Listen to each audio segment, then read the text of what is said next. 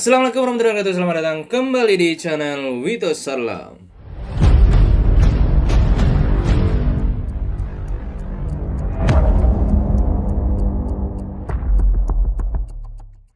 Oke guys, kali ini saya akan membahas motor lagi guys. Pembahasan di sini agak menarik dan mungkin agak sensitif bagi para fansboy. Kenapa? Ini menurut pendapat saya ya dan tim. Kenapa Honda CBR itu tidak laku jika dibandingkan dengan Kawasaki Ninja 250? Jadi kenapa Honda CBR 250RR itu lebih tidak laku dibandingkan dengan Ninja? Kenapa Ninja lebih laku? Kali ini saya akan memberikan pandangan ya. Jadi kalau misalnya ada teman-teman mempunyai pandangan sendiri, silakan ketik di kolom komentar. Jadi saya lihat di website, di blog-blog orang itu dan di data-data itu memang Kawasaki Ninja 250cc itu masih merajai motor 250cc di Indonesia. Dan Honda sudah mengeluarkan senjata pemungkasnya dengan CBR 250RR. Saya heran kenapa bisa seperti ini, kenapa Ninja lebih laku. Padahal CBR 250cc itu teknologinya bisa dikatakan melebihi dari Ninja. Salah satunya adalah throttle by wire. Jadi kabel gasnya itu tidak menggunakan tali gas lagi seperti pada motor-motor pada umumnya, tapi menggunakan sensor. Dan sensor ini bisa diatur moodnya. Mood ini kayak settingan gitu ya, settingan elektronik. Jadi bisa ada 3 settingan, kalau nggak salah sport. Pokoknya intinya ada 3 settingan yang tidak bisa digunakan settingan ini di yang kabel manual, atau maksudnya di Ninja tidak mempunyai fitur ini.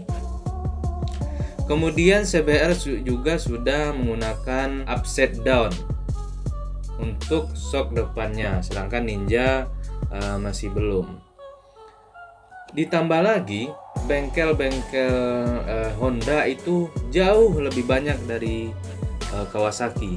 Tapi kenapa tetap Kawasaki Ninja 250RR itu tetap lebih laku dibandingkan dengan CBR? Kalau menurut saya gampang sih.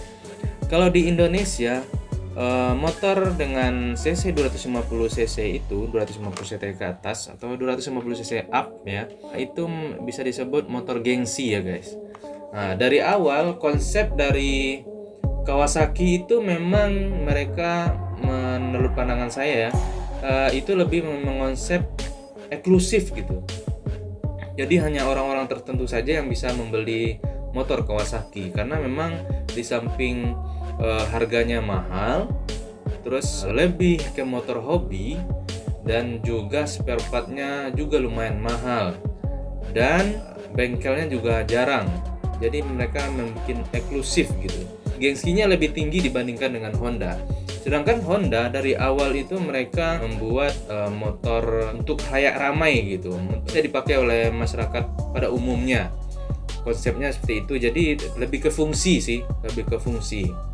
Rata-rata Honda itu mengedepankan fungsi, dan kalau desain nomor 2 kalau menurut penilaian saya ya.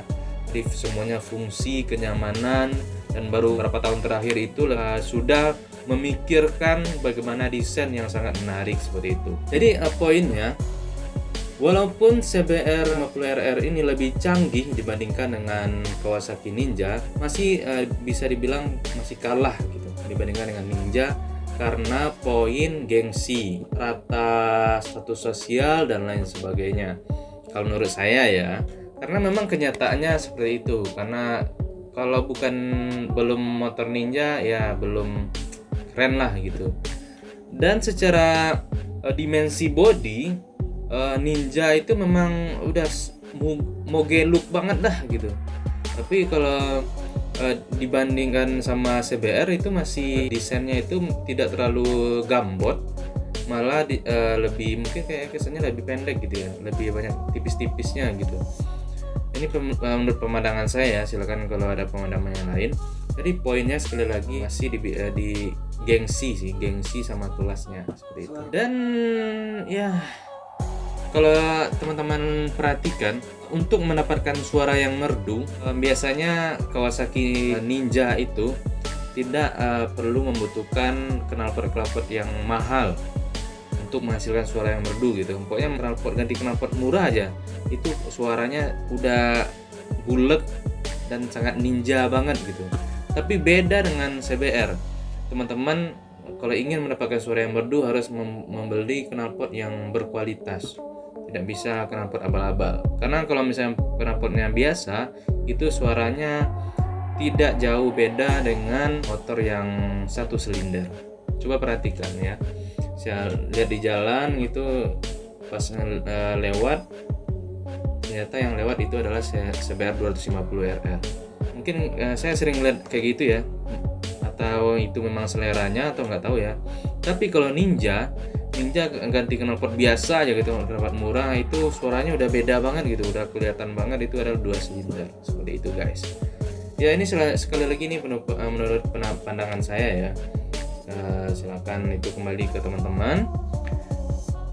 Yang penting safety reading dan tetap di rumah aja sampai wabah ini, COVID-19 ini berakhir. Semoga cepat berakhir ya teman-teman, dan kita bisa touring-touring dan reading dan sunmori lagi.